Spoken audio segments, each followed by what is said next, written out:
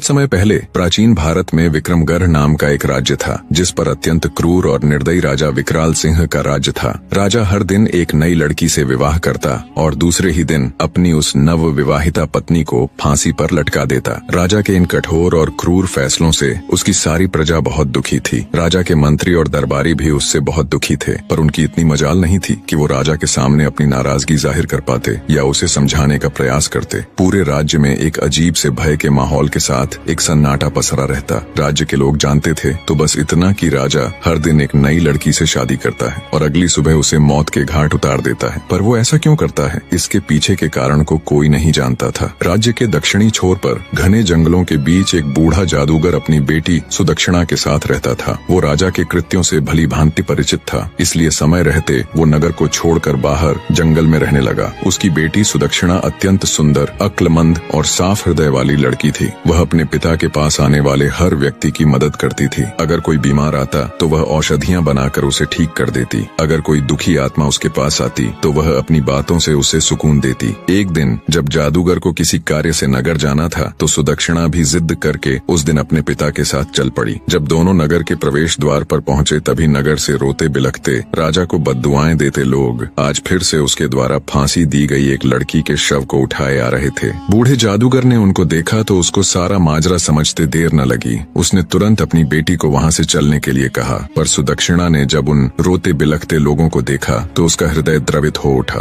वो बोली, नहीं पिताजी, पहले मुझे ये जानना है कि ये लोग क्यों इतने दुखी हैं और क्यों ये राजा को भला बुरा कह रहे हैं। जादूगर के बहुत समझाने पर भी वो वहां से नहीं गई। कुछ लोगों से जब उसने इसका कारण पूछा तो लोगों ने उसे एक बार के लिए अजीब निगाह से देखा और बोले, क्या तुम्हें कुछ नहीं पता? सुदक्षिणा के मना करने पर उन लोगों ने अपनी पूरी पीड़ा भरी दास्तान उसके सामने कह सुनाई। सारी बात सुन सुदक्षिणा एकदम सन्न रह गई। कुछ देर बाद वो अपने होश संभाल अपने पिता से बोली, पिताजी, मैं राजा के साथ विवाह करना चाहती हूँ। बेटी के मुख से ये बात सुन जादूगर सकते में आ गया और बोला, बेटी, क्या तुम पागल हो गई हो जो ऐसी बात कह रही हो? तुमने अभी सुना ना कि राजा दूसरे ही दिन अपनी पत्नी की हत्या करवा देता है। सुदक्षिणा बोली, पिताजी, मुझे अच्छे से पता है मैं क्या कह रही हूँ। आप तो बस मुझे राजा के पास जाने की इजाजत दीजिए। अगर मैं अपनी बुद्धि, करुणा और सत्य के बल पर एक निर्दयी व्यक्ति को बदल सकती हूँ तो यह मेरे जीवन की सबसे बड़ी उपलब्धि होगी, वरना एक दिन मरना तो सभी को है और किसी की मृत्यु राजा के नहीं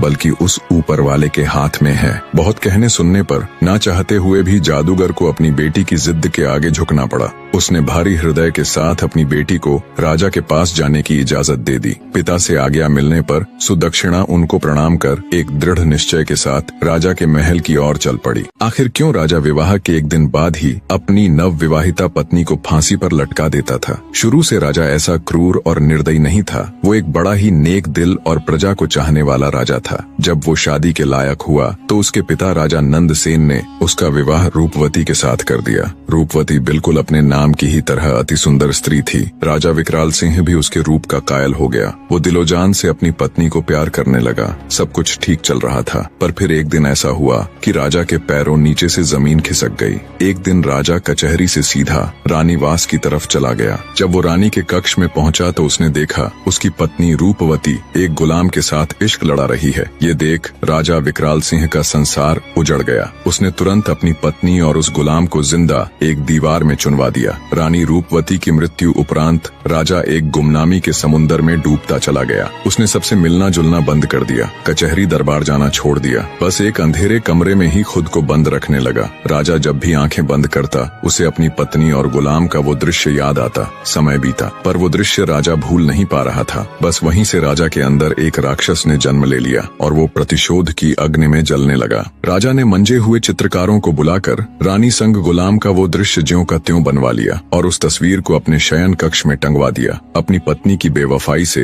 राजा इस कदर आहत हुआ कि उसे अब पूरी औरत जात ही बेवफा लगने लगी। उसके दिल में औरतों के प्रति ये नफरत की आग कभी कम न हो, इसलिए उसने उस पल की वो तस्वीर बनवा कर अपने अपने कमरे में लगवा ली। क्रोधाग्नि में अंधे राजा ने फैसला किया कि वो हर दिन एक नई स्त्री से विवाह करेगा और अगले दिन उसको मौत के घाट उतरवा देगा। शुरू में राजा के इस दर्दनाक फैसले को लेकर मंत्रियों ने उसे बहुत समझाया, पर राजा ने किसी की नहीं सुनी। तब से लेकर अब तक राजा निर्दयता और क्रूरता से भरा जीवन जी रहा था। इधर जादूगर की लड़की सुदक्षिणा भी राजा के महल पहुंच गई। उसने महल के पहरेदारों से कहा कि उसे राजा से मिलना है, वो उनकी पत्नी बनना चाहती है। ये सुन पहरेदारों ने उसे अजीब निगाह से घूरा और चुपचाप उसका संदेश राजा तक पहुंचा दिया। राजा भी चक्कर में पड़ गया कि ऐसी कौन पागल लड़की है जो खुद मृत्यु को गले लगाना चाहती है। उसने सेवकों को उसे तुरंत उसके पास लाने का आदेश दिया। सिपाहियों के साथ आती सुदक्षिणा को राजा ने देखा तो वो उसे देखता ही रह गया। उसने आज तक इतनी मासूम और सुंदर स्त्री नहीं देखी थी। उसको देख राजा के चेहरे पर खुशी की मुस्कान आ गई, पर जल्दी ही वो फिर से मायूस हो गया।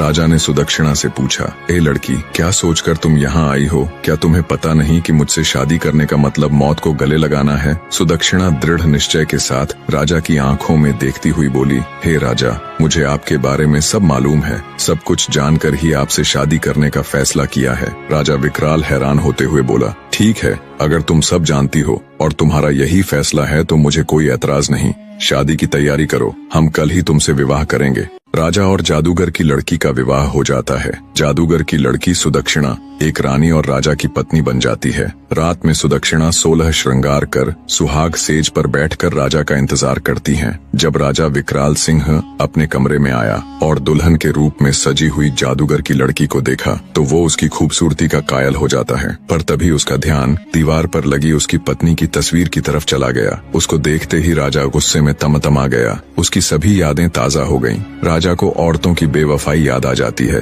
पर राजा के दिल के एक कोने में सुदक्षिणा के साहस, उसकी सादगी और रूप को देखते हुए उसके लिए एक अलग ही जगह या कहे इज्जत बन गई थी। राजा ने गुस्से से सुदक्षिणा से कहा, तुमने यह बेवकूफी वाली हरकत क्यों की? ये जानते हुए भी कि कल सुबह तुम्हें हम कत्ल करवा देंगे। नवविवाहिता रानी बड़े ही शिष्टाचार और आदर के साथ बोली, मेरे स्वामी, ये फैसला तो उस ऊपर वाले ने किया है और उसका फैसला मुझे हर हाल में मंजूर है। राजा बोला, सुबह तुम्हारे साथ क्या होगा ये जानते हुए भी? रानी सुदक्षिणा बोली, महाराज, मैं अच्छी तरह जानती हूँ कि सुबह होते ही आप मुझे मरवा देंगे, लेकिन उससे पहले मेरे पास आज की पूरी रात है और मोहब्बत की खुशी को लंबाई से नहीं नापा जाता बल्कि उसकी गहराई देखी जाती है। राजा बोला, तुम्हारी इन दिल फरेब बातों का मेरे ऊपर कोई असर नहीं पड़ने वाला। रानी सुदक्षिणा बड़े स्नेह और मर्यादा के साथ बोली, हे स्वामी, मैं एक रात के लिए ही सही पर आपकी पत्नी तो हूँ। इस नाते इस रात पर मेरा पूरा हक है। सुबह जो आपको करना है आप कर लीजिए। बोली, महाराज, पर अभी के लिए अपने इस गुस्से को त्याग दीजिए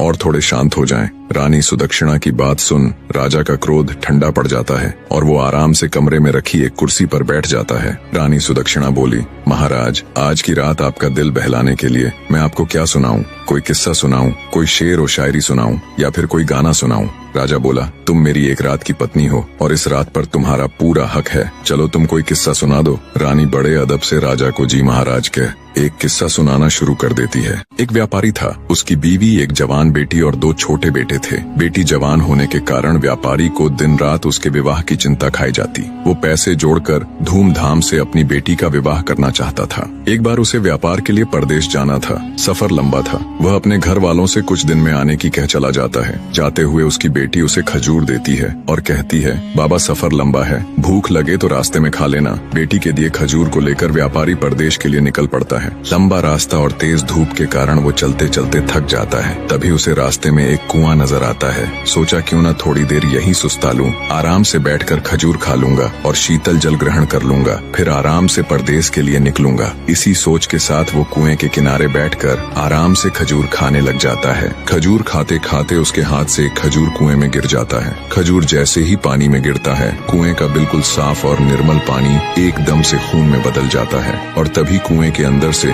गुस्से से भरा एक दैत्य निकल कर आता है। राक्षस की आंखें लाल थीं और उसके हाथों में धार धार तलवार थी।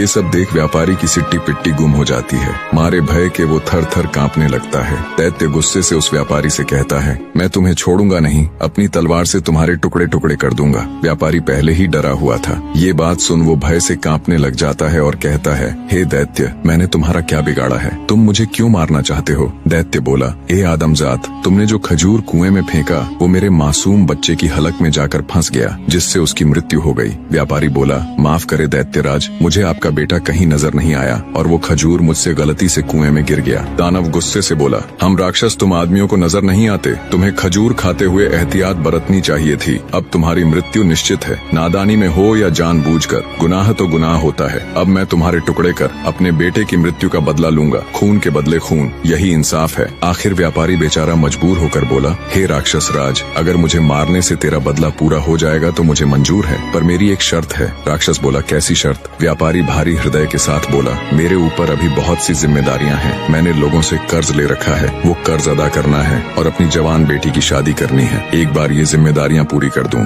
उसके बाद मैं खुद तुम्हारे पास आ जाऊंगा, फिर तुम बेशक अपना बदला पूरा कर लेना। ये सुन राक्षस सोच में पड़ जाता है। इतनी कहानी कहते कहते सवेरा हो जाता है और रानी किस्सा सुनाना बंद कर देती है। राजा बोला, तुम चुप क्यों हो गई? मुझे बताओ कि राक्षस ने व्यापारी को मार दिया या फिर उसे उसके कहे अनुसार कुछ समय की मोहलत दे दी। रानी बोली, महाराज, रात खत्म तो बात खत्म, अब सुबह हो चुकी है और मेरे मरने का वक्त आ गया है। राजा बोला, लेकिन मुझे कम से कम इतना तो बता दो कि राक्षस ने उसे मारा या छोड़ दिया। रानी बोली, हे राजा, कहानी बहुत लंबी है, पूरी बताने के लिए वक्त की जरूरत है और अब वक्त खत्म हो चुका है। ये सुन राजा सोच में पड़ जाता है। कुछ सोचकर राजा जब अपनी नवविवाहिता रानी से कहता है, तुम चिंता मत करो, हम वक्त को रोक देंगे, हम तुम्हें एक दिन की जिंदगी और प्रदान करते हैं, अब तुम किस्सा सुनाओ। तब रानी बोली, नहीं मेरे सरताज, किस्से तो रातों को सुनाए जाते हैं, सुबह का वक्त हो चला है, आप अपने राजसी कार्य कीजिए, आगे का किस्सा तो मैं रात को ही सुनाऊंगी। ये सुन राजा सोचता है, कितनी ही लड़कियां मेरे पास आईं और मौत के घाट उतार दी गई, सबके चेहरे पर मौत का भय साफ नजर आता था, पर इसके चेहरे पर तो भय नाम की कोई चीज ही नहीं है। खैर, इसका किस्सा मुझे बहुत दिलचस्प लगा है, इसलिए इसकी जान सिर्फ आज के लिए बख्श दी,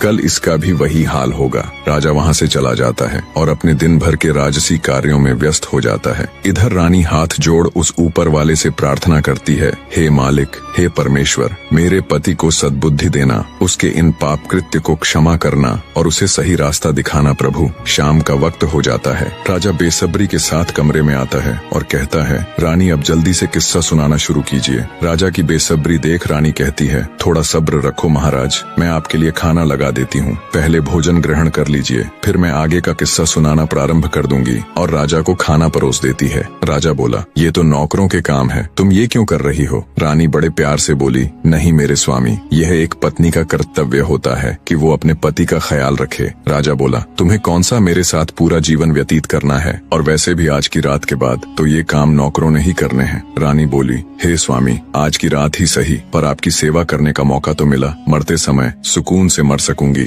जितना भी समय मिला अपने पति की सेवा तो की। ये सुनकर राजा के दिल को बहुत सुकून मिला, लेकिन तभी उसको अपनी बीवी की बेवफाई याद आ गई। राजा गुस्से से बोला, ये फालतू की बातें मुझसे न करो और जल्दी से किस्सा सुनाना शुरू करो। राजा की बात सुन रानी किस्सा सुनाना शुरू कर देती है। व्यापारी की बात सुन थोड़ी देर विचार कर दैत्य बोला, अगर मैं तुम्हें कुछ समय की मोहलत दे दूं तो क्या गारंटी है कि तुम वापस आओगे? व्यापारी बोला, हे राक्षस राज, उस ऊपर वाले की कसम खाकर कहता हूँ कि मैं अपने कामों को अंजाम देकर यहाँ जरूर आऊंगा और खुद को तुम्हारे हवाले कर दूंगा, मेरा विश्वास करो। दैत्य बोला, ठीक है, मैं तुम्हें 40 दिन की मोहलत देता हूँ। व्यापारी दैत्य का शुक्रिया करते हुए अपने घर की तरफ चल देता है। कुछ दिन के सफर के बाद वो अपने घर पहुँच जाता है। व्यापारी को घर आया देख उसके बीवी बच्चे खुश हो जाते हैं। उसकी पत्नी कहती है, स्वामी, आप थक गए होंगे, हाथ मुंह धो ले, मैं अभी आपके लिए खाना लगाती हूँ। इस बार पता नहीं क्यों मेरा दिल बहुत घबरा रहा था, शुक्र है उस ऊपर वाले का, आप सही सलामत घर आ गए। बीवी के मुख से ये बातें सुन अंदर ही अंदर व्यापारी का हृदय पीड़ा से तड़प उठा। सोचा, जब हमेशा के लिए जाऊंगा तो मेरे बीवी बच्चों का क्या होगा। व्यापारी ने कागज के अंदर अपनी जिंदगी के बचे हुए दिन लिखे होते हैं। धीरे धीरे समय निकलता जा रहा था और व्यापारी के जिंदगी के दिन भी।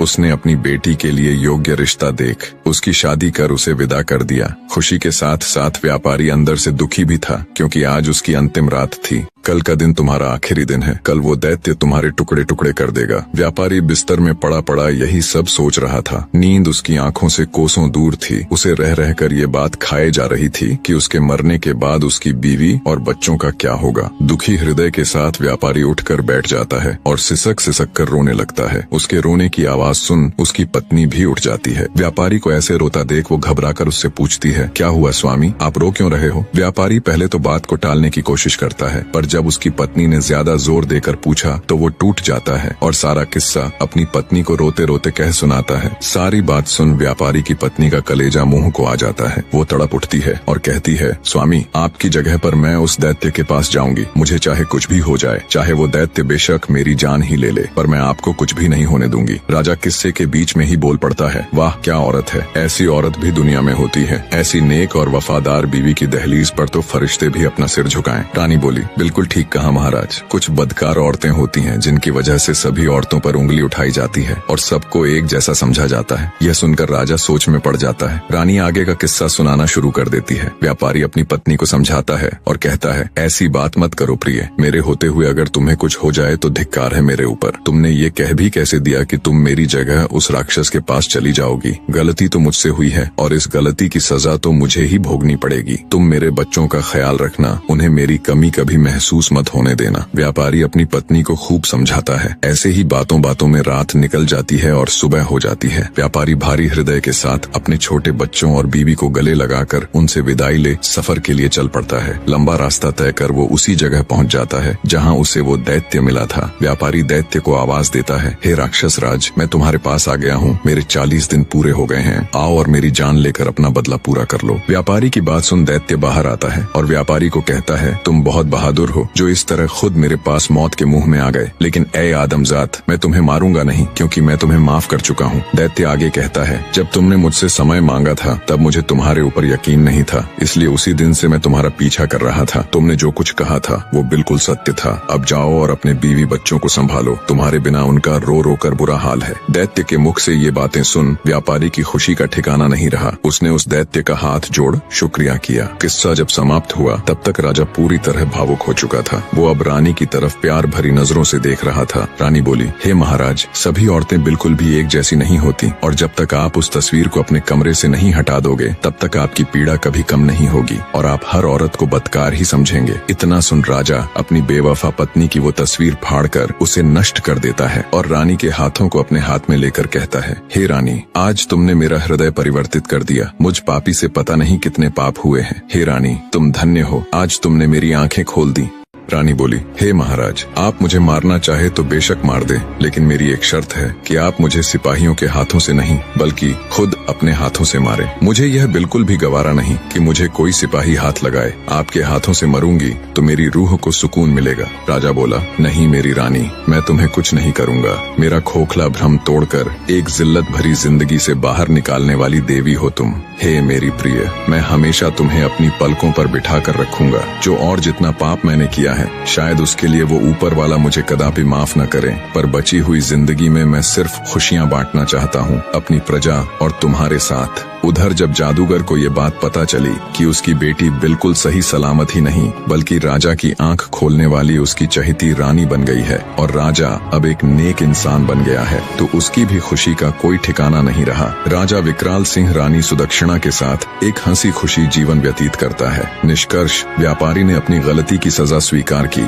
लेकिन उसकी पत्नी और बेटी की निष्ठा और प्रेम ने उसे अंततः एक नई राह दिखाई। राक्षस ने उसकी ईमानदारी और समर्पण को देखकर उसे माफ कर दिया और वह घर लौटने में सफल हुआ। राजा ने रानी की समझदारी और बलिदान को समझा और अपनी पुरानी पीड़ा से मुक्ति पाई। यह कहानी बताती है कि सच्चे प्रेम और नैतिकता की शक्ति से ही जीवन में बदलाव लाया जा सकता है। कहानी में अंत तक बने रहने के लिए आप सबका एक बार फिर से तहे दिल से धन्यवाद। कमेंट करके स्टोरी कैसी लगी अपनी राय जरूर दीजिए और आपके ध्यान में कोई ऐसी कहानी है जिसे आप एक बेहतरीन वीडियो के रूप में देखना चाहे तो जरूर बताएं।